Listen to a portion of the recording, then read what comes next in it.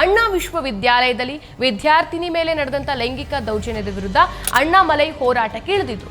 ಅನಾಗರಿಕರಂತೆ ಚಾಟಿಯಿಂದ ಹೊಡೆದುಕೊಂಡಿದ್ರು. ಈಗ ಮಧುರೈ ಕಾರ್ಪೊರೇಷನ್ ಮಾಜಿ ಕೌನ್ಸಿಲರ್ ಮತ್ತು ಬಿಜೆಪಿ ಕಾರ್ಯಾಧ್ಯಕ್ಷ ಎಂಎಸ್ ಶಾ ವಿರುದ್ಧ ಲೈಂಗಿಕ ದೌರ್ಜನ್ಯದ ಕೇಸ್ ಪಕ್ಕಾ ಆಗಿದೆ.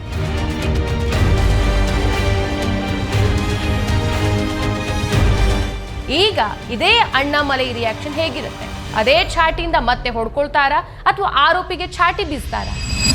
ಈ ದಿನ.com ನಮ್ಮ ಕರ್ನಾಟಕ ನಡೆದ 50 ಹೆಜ್ಜೆ ಮುಂದಿನ ದಿಕ್ಕು ಎಂಬ ವಿಶೇಷ ಸಂಚಿಕೆಯನ್ನು ಹೊರತಂದಿದೆ.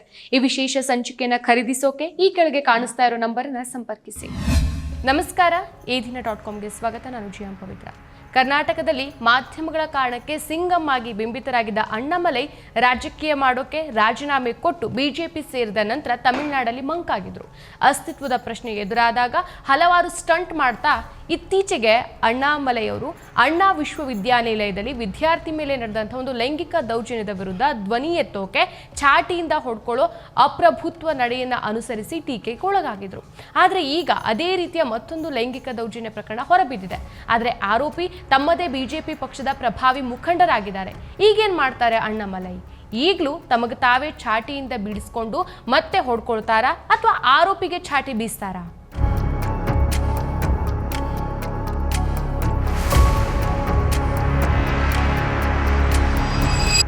ತಮಿಳುನಾಡಿನ ಬಿಜೆಪಿ ರಾಜ್ಯಾಧ್ಯಕ್ಷ ಅಣ್ಣಾಮಲೈ ರಾಜಕೀಯ ಪ್ರವೇಶಿಸಿದ ಮೇಲೆ ದಿನಕ್ಕೊಂದು ಸ್ಟಂಟ್ ಅನ್ನು ಪ್ರದರ್ಶಿಸಿ ಸುದ್ದಿ ಆಗ್ತಿದ್ದಾರೆ. ದ್ರಾವಿಡ ಚಳವಳಿಗಳ ನೆಲ ತಮಿಳುನಾಡಿನಲ್ಲಿ ಬಿಜೆಪಿಗೆ ನೆಲೆ ಇಲ್ಲ. ಹೀಗಾಗಿ ಸ್ವತಃ ಅಣ್ಣಾಮಲೈ ಅವರೇ 2 ಸಲ ಚುನಾವಣೆಯಲ್ಲಿ ಸೋತರು. ಈಗ ಅವರಿಗೆ ಅಸ್ತಿತ್ವದ ಪ್ರಶ್ನೆ ಎದುರಾಗಿದೆ. ಈ ಹಿಂದೆ ಅಣ್ಣಾ ವಿಶ್ವವಿದ್ಯಾನಿಲಯದಲ್ಲಿ ವಿದ್ಯಾರ್ಥಿನಿ ಮೇಲೆ ನಡೆದಂಥ ಒಂದು ಲೈಂಗಿಕ ದೌರ್ಜನ್ಯದ ವಿರುದ್ಧ ಅಣ್ಣಾಮಲೈ ಹೋರಾಟಕ್ಕೆ ಇಳಿದಿದ್ರು. ಅವರ ಚಾಟಿ ಬೀಸೋ ಹೋರಾಟದ ಮಾರ್ಗದ ಕುರಿತ ಪರ ವಿರೋಧದ ಅಭಿಪ್ರಾಯಗಳು ಸಹ ವ್ಯಕ್ತವಾಗಿತ್ತು. ಆದರೂ ಸಹ ಆ ಪ್ರಕರಣದಲ್ಲಿ ಎಫ್ಐಆರ್ ಕಾಪಿ ಸಾರ್ವಜನಿಕವಾಗಿ ಲಭ್ಯವಾಗಿದ್ದು ಹೇಗೆ, ಸಂತ್ರಸ್ತೆಯ ಗುರುತು ಪತ್ತೆಯಾಗಿದ್ದು ಹೇಗೆ, ಸಿಸಿಟಿವಿ ಕೆಟ್ಟು ಹೋಗಿದ್ದು ಯಾಕೆ ಇತ್ಯಾದಿ ಮೌಲಿಕ ಪ್ರಶ್ನೆಗಳನ್ನ ಅಣ್ಣಾಮಲೈ ಎತ್ತಿದ್ರು. ಆದರೆ ಇದಕ್ಕೆ ಹೊರತಾಗಿ ಅವರು ಮಾಡ್ತಾ ಇದ್ದಂತಹ ಪ್ರಹಸನಗಳು ಅಪ್ರಬುದ್ಧತೆಯಿಂದ ಕೂಡಿತ್ತು. ಸೊ ಡಿಎಂಕೆ ಸರ್ಕಾರವನ್ನ ಕೆಳಗಿಳಿಸೋವರೆಗೂ ಚಪ್ಪಲಿ ಧರಿಸಲ್ಲ. ಅಣ್ಣಾ ವಿವಿಯ ದೌರ್ಜನ್ಯ ಸಂಬಂಧ ದೇವರಿಗೆ ದೂರು ಸಲ್ಲಿಸೋಕೆ 6 ಮುರುಗನ್ ದೇವಾಲಯಗಳಿಗೆ ಫೆಬ್ರವರಿಯಲ್ಲಿ ಭೇಟಿ ನೀಡ್ತೇನೆ ಅಂತ ಘೋಷಿಸಿದ್ರು.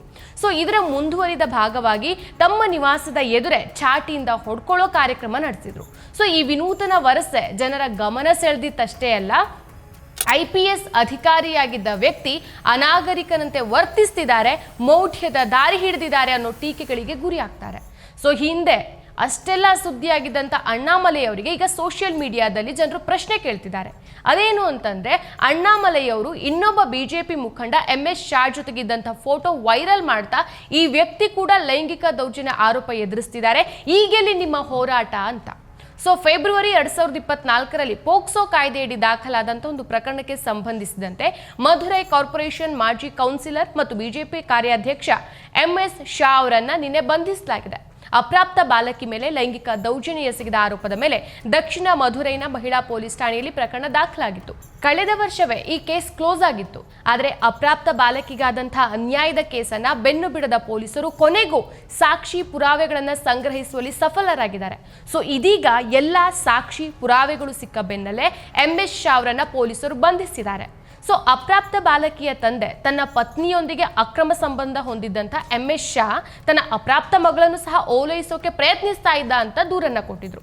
ಸೊ ಸಂತ್ರಸ್ತೆ ತಂದೆಯ ಹೇಳಿಕೆ ಪ್ರಕಾರ ಅವರು ತಮ್ಮ ಮಗಳ ಫೋನಿನಲ್ಲಿ ಒಂದಿಷ್ಟು ಅನುಚಿತ ಸಂದೇಶಗಳನ್ನ ನೋಡಿದ್ರು. ಸೊ ಇದು ಅವರಲ್ಲಿ ಮತ್ತಷ್ಟು ಅನುಮಾನಗಳಿಗೆ ಕಾರಣ ಆಗಿತ್ತು. ಸೊ MS ಶಾ ತನ್ನ ನಿವಾಸಕ್ಕೆ ಕರೆದೊಯ್ದು ತನ್ನ ಮೇಲೆ ಹಲ್ಲೆ ನಡೆಸಿದ್ದಾನೆ ಅಂತ ಹುಡುಗಿ ಬಹಿರಂಗಪಡಿಸಿದ್ದಾಳೆ. ಸೊ ಬಾಲಕಿಗೆ ದ್ವಿಚಕ್ರ ವಾಹನವನ್ನ ಖರೀದಿಸೋದಾಗಿ ಭರವಸೆಯನ್ನು ಸಹ ಕೊಟ್ಟಿದ್ದಾರೆ ಅಂತ ಆರೋಪಿಸಲಾಗಿದೆ. ಸೊ ಪರಿಸ್ಥಿತಿಯ ಬಗ್ಗೆ ತನ್ನ ಹೆಂಡತಿಗೆ ಎಲ್ಲವೂ ತಿಳಿದಿತ್ತು ಅಂತ ತಂದೆ ಉಲ್ಲೇಖಿಸಿದ್ದಾರೆ. ಸೊ ಕೊನೆಗೆ AWPC ಪೊಲೀಸರು ಪ್ರಕರಣವನ್ನು ದಾಖಲಿಸಿಕೊಂಡಿದ್ರು ಸಹ ವಿಚಾರಣೆ ವೇಳೆ ಬಾಲಕಿ ತನ್ನ ತಂದೆಯ ಆರೋಪವನ್ನು ನಿರಾಕರಿಸಿದ್ಲು. ಸೊ ಇದಾದ ನಂತರ ತಂದೆಯೇ ತನ್ನ ಸ್ವಂತ ಮಗಳ ಮೇಲೆ ಅನುಚಿತವಾಗಿ ವರ್ತಿಸಿದ್ದಾರೆ ಅಂತ ಪತಿ ವಿರುದ್ಧ ಪತ್ನಿ ದೂರನ್ನ ದಾಖಲಿಸಿದ್ರು. ಸೊ ಈ ಹಿನ್ನೆಲೆಯಲ್ಲಿ ಪೊಲೀಸರು ಆತನನ್ನ ಬಂಧಿಸಿದ್ರು. ಸೊ ಶಾ ವಿರುದ್ಧದ ಪ್ರಕರಣವನ್ನ ಈ ಹಿಂದೆಯೇ ಕ್ಲೋಸ್ ಮಾಡಿದ್ರೂ ಸಹ ಇವರ ಮೊಬೈಲ್ ಫೋನನ್ನ ವಿಧಿವಿಜ್ಞಾನ ಪರೀಕ್ಷೆಗೆ ಕಳಿಸಲಾಗಿತ್ತು. ಸೊ ಅದರ ವರದಿ ಇದೀಗ ಬಂದಿದ್ದು MS ಶಾ ಮತ್ತು ಯುವತಿ ವಿನಿಮಯ ಮಾಡಿಕೊಂಡಿರುವಂತಹ ಒಂದಿಷ್ಟು ಸಂದೇಶಗಳಲ್ಲಿ ಶಾ ಕೈವಾಡ ಇರೋದು ಸಾಬೀತಾಗಿದೆ. ಸೊ ಅಷ್ಟೇ ಅಲ್ಲ, ಪೊಲೀಸರು ಡಿಜಿಟಲ್ ವಿಧಾನಗಳ ಮೂಲಕ ನಿರಂತರವಾಗಿ ಹುಡುಗಿಯನ್ನ ಫಾಲೋ ಮಾಡ್ತಾ ಇದ್ರು. ಲೈಂಗಿಕ ಕಿರುಕುಳ ಮತ್ತು ಸಾಕ್ಷಿನ ತಿರುಚಿದ್ದಕ್ಕಾಗಿ ಶಾ ಮೇಲೆ ಕೇಸನ್ನ ದಾಖಲಿಸಿದ್ದಾರೆ. ಇದೀಗ ಬಾಲಕಿಯ ತಾಯಿಯನ್ನು ಸಹ ಬಂಧಿಸಲಾಗಿದೆ.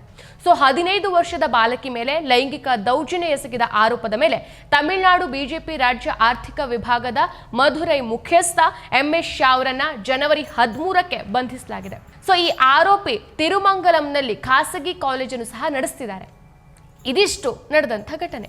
ಈಗ ಪ್ರಶ್ನೆ ಬರೋದು, ಅಣ್ಣಾ ವಿಶ್ವವಿದ್ಯಾಲಯದಲ್ಲಿ ವಿದ್ಯಾರ್ಥಿನಿ ಮೇಲೆ ನಡೆದಂಥ ಲೈಂಗಿಕ ದೌರ್ಜನ್ಯದ ವಿರುದ್ಧ ಅಣ್ಣಾಮಲೈ ಹೋರಾಟಕ್ಕೆ ಇಳಿದಿದ್ರು. ಅನಾಗರಿಕನಂತೆ ಚಾಟಿಯಿಂದ ಹೊಡೆದುಕೊಂಡಿದ್ರು. ಈಗ ಮಧುರೈ ಕಾರ್ಪೊರೇಷನ್ ಮಾಜಿ ಕೌನ್ಸಿಲರ್ ಮತ್ತು ಬಿಜೆಪಿ ಕಾರ್ಯಾಧ್ಯಕ್ಷ MS ಶಾ ವಿರುದ್ಧ ಲೈಂಗಿಕ ದೌರ್ಜನ್ಯದ ಕೇಸ್ ಪಕ್ಕಾ ಆಗಿದೆ. ಈಗ ಇದೇ ಅಣ್ಣಾಮಲೈ ರಿಯಾಕ್ಷನ್ ಹೇಗಿರುತ್ತೆ? ಅದೇ ಚಾಟಿಯಿಂದ ಮತ್ತೆ ಹೊಡ್ಕೊಳ್ತಾರಾ ಅಥವಾ ಆರೋಪಿಗೆ ಚಾಟಿ ಬೀಸ್ತಾರಾ? ಆದರೆ ಬಂಧನವಾಗಿ 1 ದಿನ ಕಳೆದ್ರೂ ಸಹ ಅಣ್ಣಾಮಲೈ ಸುದ್ದಿ ಇಲ್ಲ. ಅನ್ಯಾಯ ಯಾರಿಗಾದ್ರೂ ಅನ್ಯಾಯನೇ ಅಲ್ವಾ? ಲೈಂಗಿಕ ದೌರ್ಜನ್ಯದ ಆರೋಪಿಯನ್ನ ಅಣ್ಣಾಮಲೈ ಅಪ್ಕೊಂಡಿರುವಂತ ಫೋಟೋ ಎಲ್ಲ ಕಡೆ ವೈರಲ್ ಆಗ್ತಾ ಇದೆ. ಇದಕ್ಕೆ ಅಣ್ಣಾಮಲೈ ಏನ್ ಹೇಳ್ತಾರೆ? ಈ ಅಪ್ರಾಪ್ತಿಗೆ ಆದ ಅನ್ಯಾಯಕ್ಕೆ ಅಣ್ಣಾಮಲೈ ರಿಯಾಕ್ಷನ್ ಏನಿರುತ್ತೆ ಅನ್ನೋದನ್ನ ನೋಡ್ಬೇಕಾಗಿದೆ. ಮತ್ತಷ್ಟು ವಿಶೇಷ ವಿಡಿಯೋಗಳನ್ನು ನೋಡಲು ಮತ್ತು ಹೊಸ ವಿಡಿಯೋಗಳ ಬಗ್ಗೆ ತಿಳಿಯಲು ಈ ದಿನ .com ಯೂಟ್ಯೂಬ್ ಚಾನೆಲ್ ಸಬ್ಸ್ಕ್ರೈಬ್ ಮಾಡಿ ಮತ್ತು ಬೆಲ್ ಐಕಾನ್ ಕ್ಲಿಕ್ ಮಾಡಿ.